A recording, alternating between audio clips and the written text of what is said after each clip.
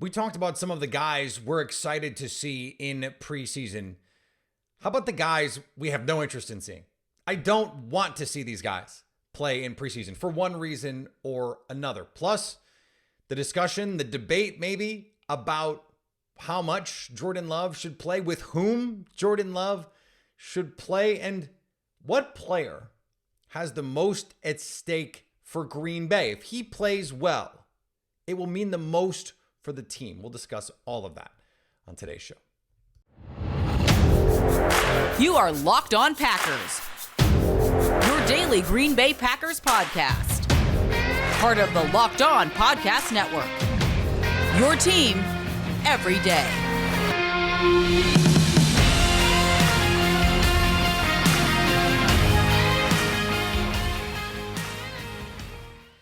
You are Locked On Packers, part of the Locked On Podcast Network, your team every day. I'm Peter Bukowski, and I cover the Packers for The Leap, a newsletter I would love for you to subscribe to. Follow me on Twitter, Peter_Bukowski. Follow the podcast on Twitter, Locked On Packers. Like us on Facebook. Subscribe to the podcast, iTunes, Spotify, Google Podcasts, wherever you find podcasts, you will find Locked On Packers, the #1 Packers podcast on the internet. And the show for fans who know what happened, they want to know why and how. Thanks to everyone who makes Locked On Packers their first listen every day. We hope you like starting your day with us as much as we like starting our day with you.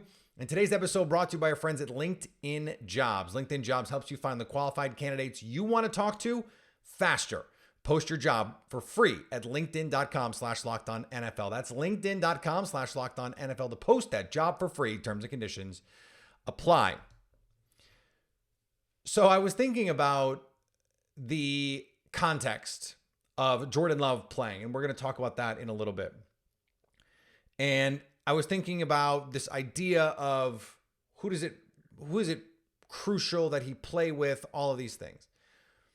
And then I was like, okay, well, this person's probably not going to play. This person's probably not going to play. This person's probably not going to play. Who do I need to see play? Who do I need to see play? Okay. Then let's pick the guys that we don't need to see play for reasons that are like, they're Jair Alexander. Don't need to see him play.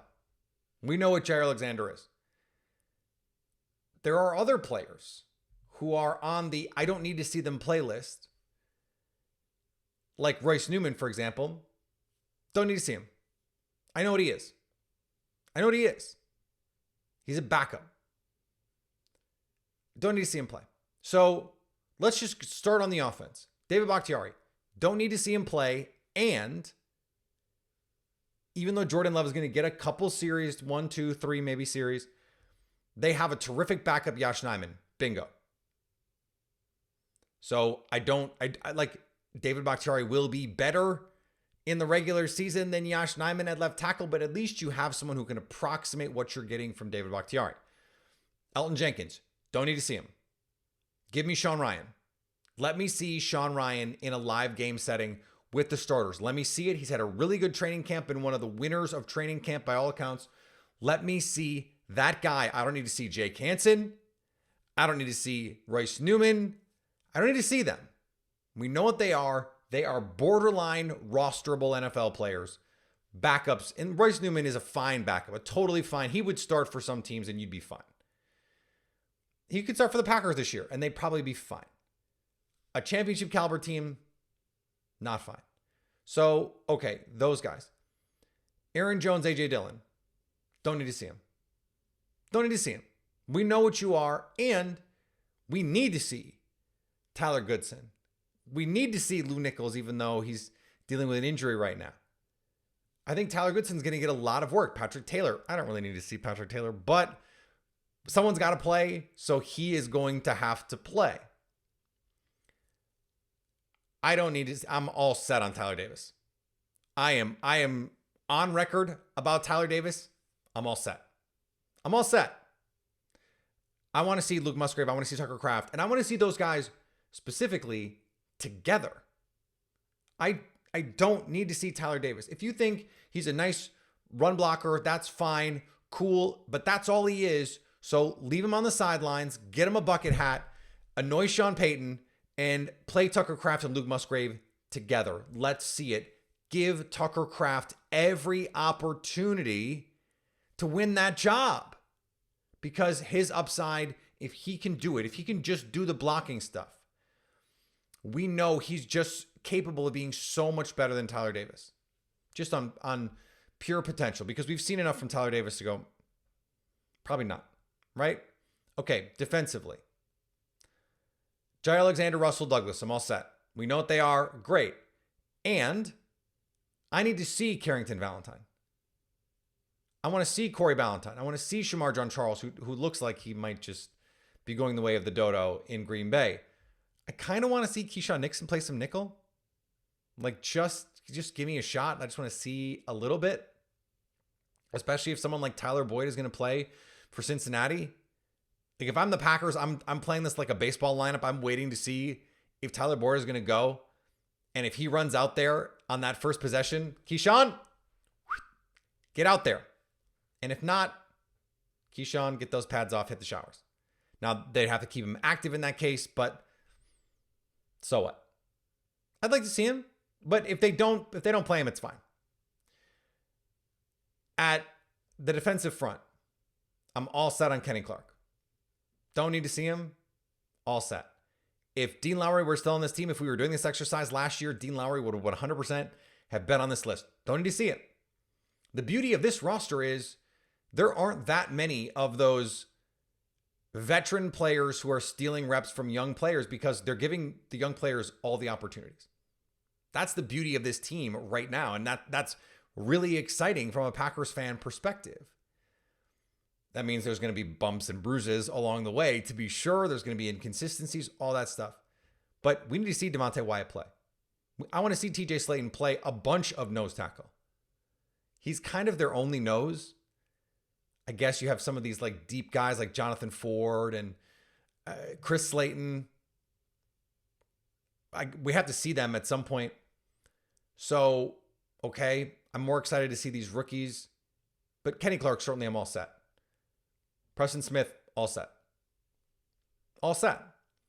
Get Justin Hollins on one side, get Lucas Van Ness on the other side, and let's see what it looks like. Justin Hollins, with an incredible bull rush of Orlando Brown, got underneath. Orlando Brown has Justin Hollins by 100 pounds. In joint practice, Justin Hollins moved him like they were equals.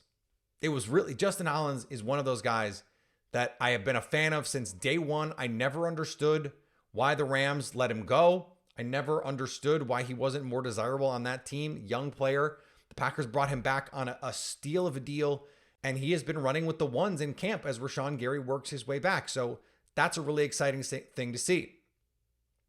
All right, Devondre Campbell. Don't need to see him. Don't need to see him. I want to see Quay Walker with the green dot. Let's just give him the opportunity. Give him these reps. I'm all good. And I think getting a glimpse at Isaiah McDuffie in an elevated role, he showed some flashes last year. I thought he played some good football in the games where Quay Walker decided to get kicked out. Unfortunately, that is a multi-game sample last year for the Packers, but that is an interesting thing to keep an eye on. And then we don't need to see Darnell Savage. Like, he's gonna win that safety job. So let's see Rudy Ford, Tarvarius Moore, and Jonathan Owens out there get those opportunities. That's what we need to see. Now, some of the backups, who cares? Do you really care about some of that stuff? Like, no, we could just say the whole fourth quarter of this game. Probably don't need to see it. I'm gonna cheat a little bit. Matt LaFleur calling plays after the first quarter. Mike Vrabel did something really cool.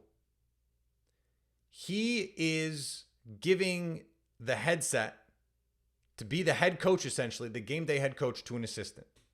Now, this is not going to work for the Packers this year because they have a first-year quarterback in terms of first-year starter, and they've got a lot of things to work out. Chemistry between your play caller and your quarterback is something that you need those reps. And so I want Matt LaFleur and Jordan Love working on those things together.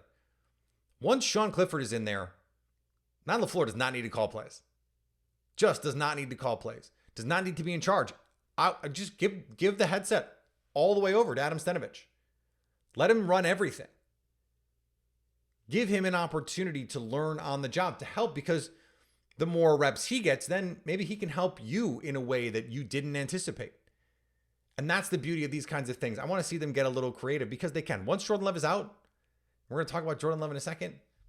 Matt LaFleur, frankly, not just doesn't need to call plays, doesn't need to be the head coach of this team the rest of the day. We're going to talk about the Jordan Love of it all coming up on Locked On Packers. These days, every new potential hire can feel like a high-stakes wager for your small business. And it is. Getting it right, or maybe more importantly, getting it wrong, can be a huge deal for your company. You want to be 100% certain that you have access to the best qualified candidates available. That's why you have to check out LinkedIn Jobs. LinkedIn Jobs helps you find the right people for your team faster and for free. Just add your job and a purple hashtag hiring frame to your LinkedIn profile to spread the word that you're hiring. You can narrow down your pool. Simple tools like screening questions make it easy to focus on the candidates with just the right skills and experience, so you can quickly prioritize who you'd like to interview and hire. For example, I'm a host on LinkedIn. I don't want to see jobs from restaurants where they hire a host. And guess what? Restaurants don't want to hire me to be front of house in their restaurant. Well, if you have screening questions, you can understand what the candidates are looking for. It's why small businesses rate LinkedIn Jobs #1 in delivering quality hires versus leading competitors. LinkedIn Jobs helps you find the qualified candidates you want to talk to faster. Post your job for free at linkedin.com/lockedonnfl. That's linkedin.com/lockedonnfl to post your job for free. Terms and conditions do apply. And thanks for making Locked On Packers your first listen every day. Everydayers, we are going live tonight, baby. After a preseason game, you're damn right we are, over on our Locked On Packers YouTube page. So here's why I thought of the opening bit. If you're not going to play anybody,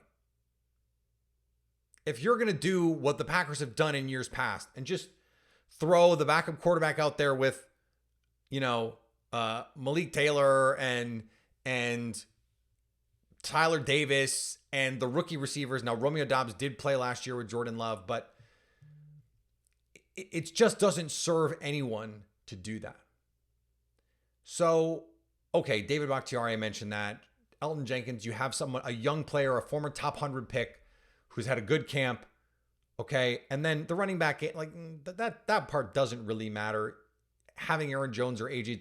Dillon is going to keep you on track on the sticks a little bit more. But remember, you're also going up against the defense that's probably not going to have Trey Hendrickson or DJ Reader or Cheeto Awuzie or Logan Wilson. So it's not the same. It's kind of okay if you're down some of your guys because they're going to be down most of their guys too. You still want Romeo Doubs out there.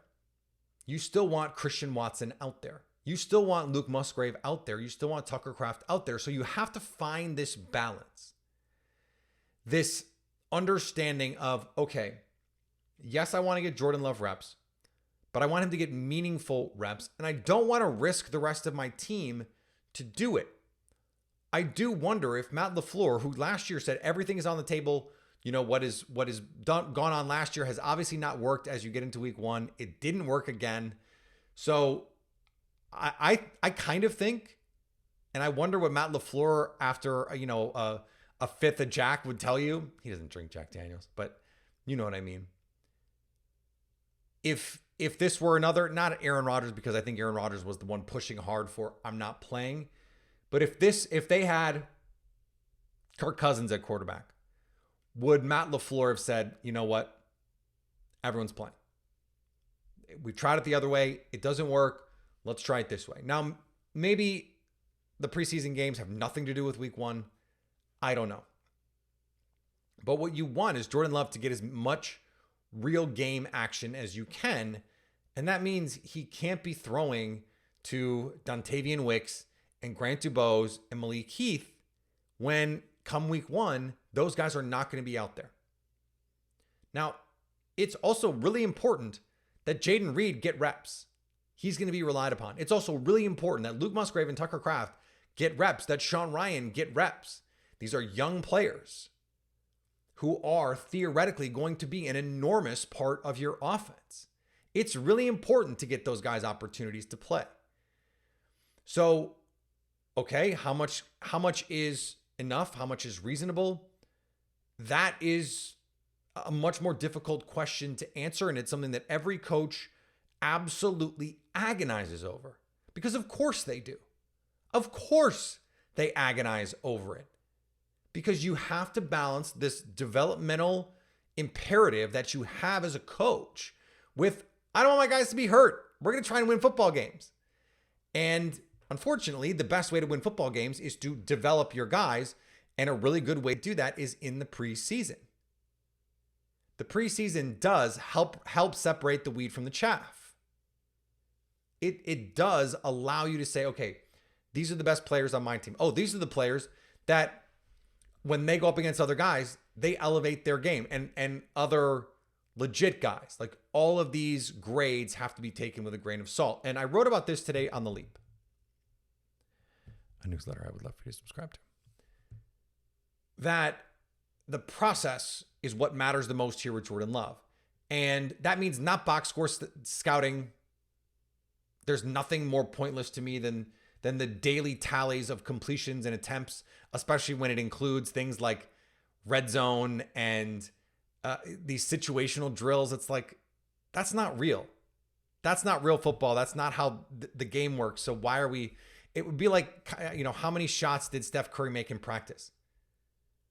Well, who cares? He shot a lot of them in situations he'd never be in a game. So who cares? It's just not useful to me.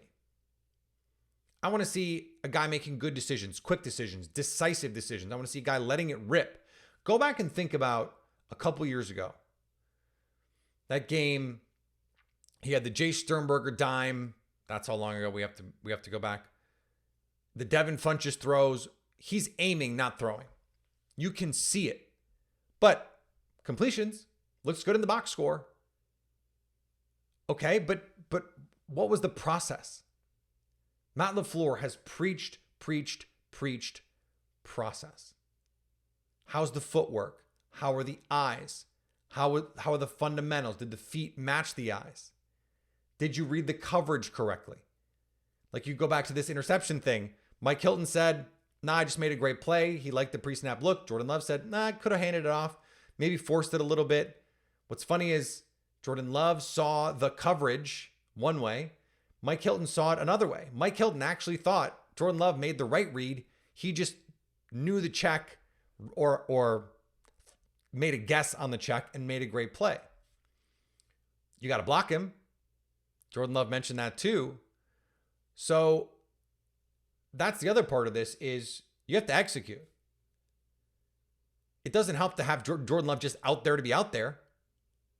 And that's primarily why you tend to put, if you're going to play your starting quarterback, the starting players around him. That's the only reason it makes sense, because you're giving him the best chance to have the guys around him execute in a way that hopefully you execute during the regular season. So if you're not going to do that, then don't even put him out there. If you're not going to play Christian Watson and Luke Musgrave, don't put Jordan Love out there. So once you've decided those guys have had enough, so is Jordan Love. And get him out of there. And I think that's part of the appeal of the joint practice, is you still get the benefit of getting Jordan Love all those opportunities against another team, another defense, another system. And you get to do it with all your guys against their first guys. For all the reasons I said it was more important to have joint practice than the preseason game, it is the case that you want to recreate as closely as possible the circumstances for that game.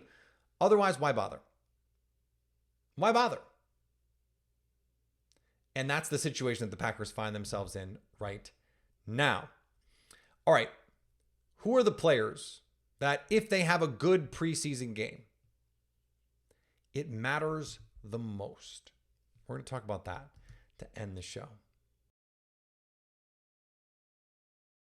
Bird dogs make you look good. That's it. A bird dog stretch khaki short. It's designed to fit slimmer through the thigh and leg, giving you a truly sculpted look. I brought 2 pair with me on my most recent trip.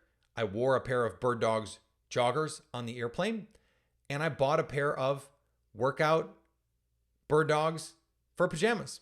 They're my go-to pajamas now. Just got another pair.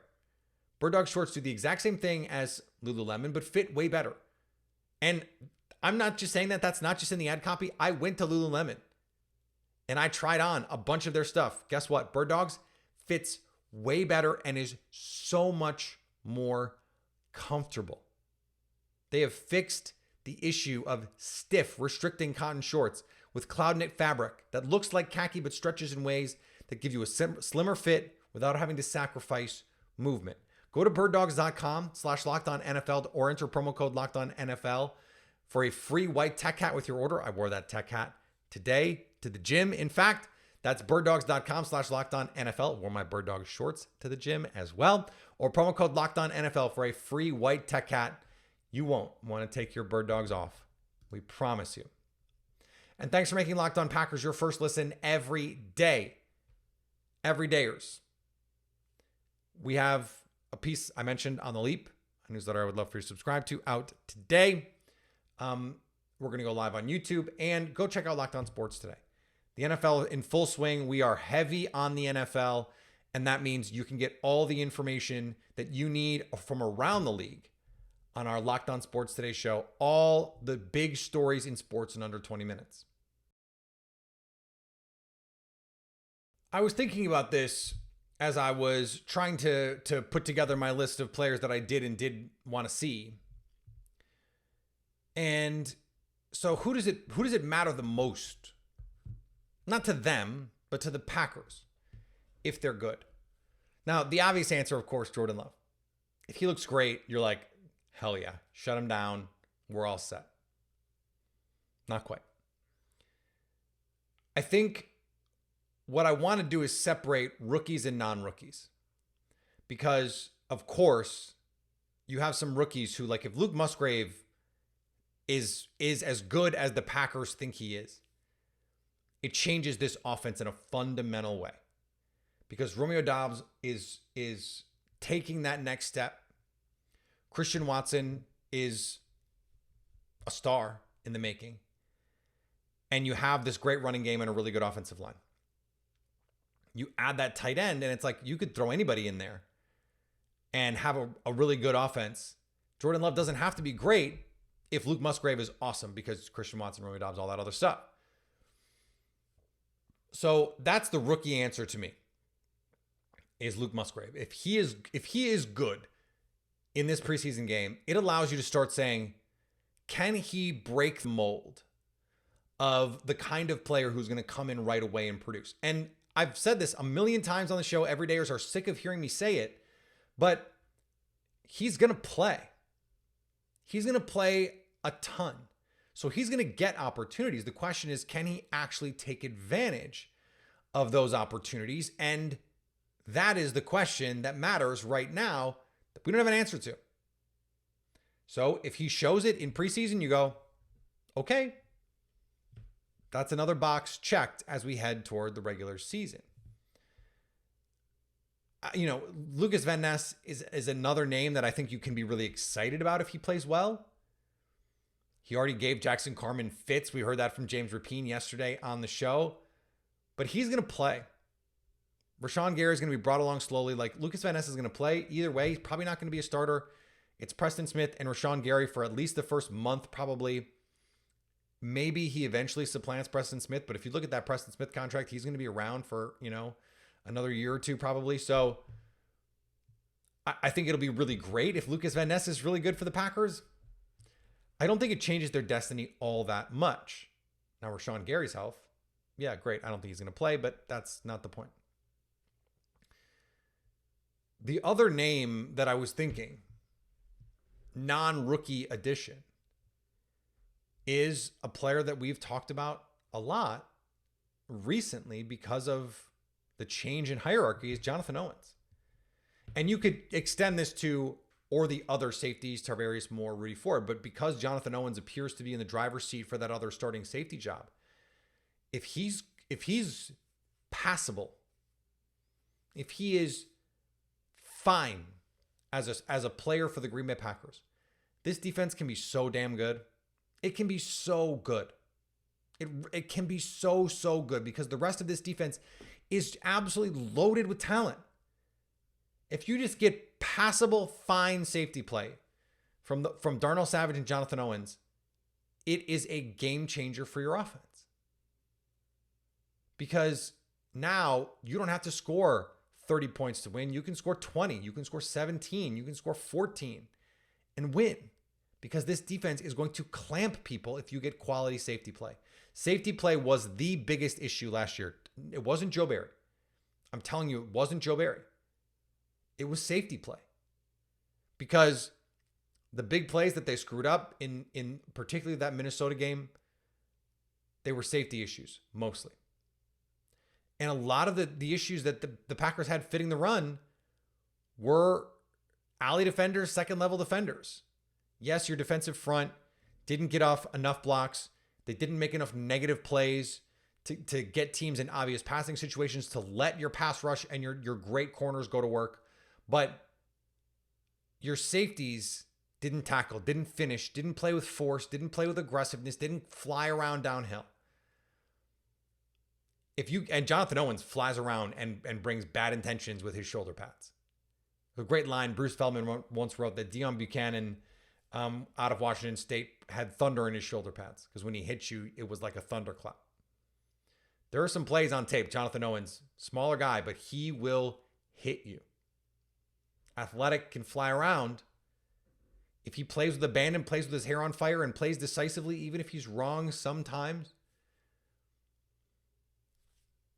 that can really elevate this team to a level that they couldn't get to last year just because the safety play prevented them from doing it. So that's the guy to me defensively where if we see him play well in this Bengals game, you start to think, oh, maybe let's revisit that. Can they be a top 5 defense conversation? Because talent-wise, the Athletic Football Show just put out their Robert Mays' list of guys that he thought, or teams that he thought could be top 10 defenses, the projected top 10 defenses. You look at that list, Packers have more aggregate talent than a lot of those teams.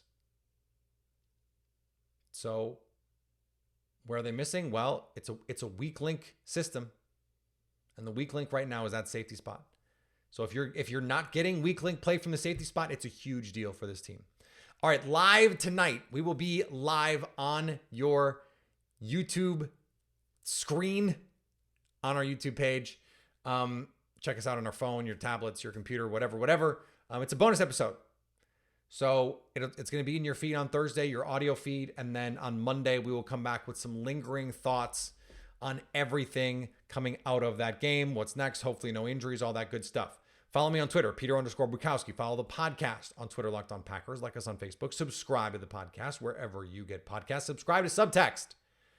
Go find me on Subtext. Some people are saying, having some issues trying to find me. If you can't find me, try to find Locked On Packers. That might be the better way to get in, but it's me. I'm there for your subtexting pleasure so you can stay locked on Packers.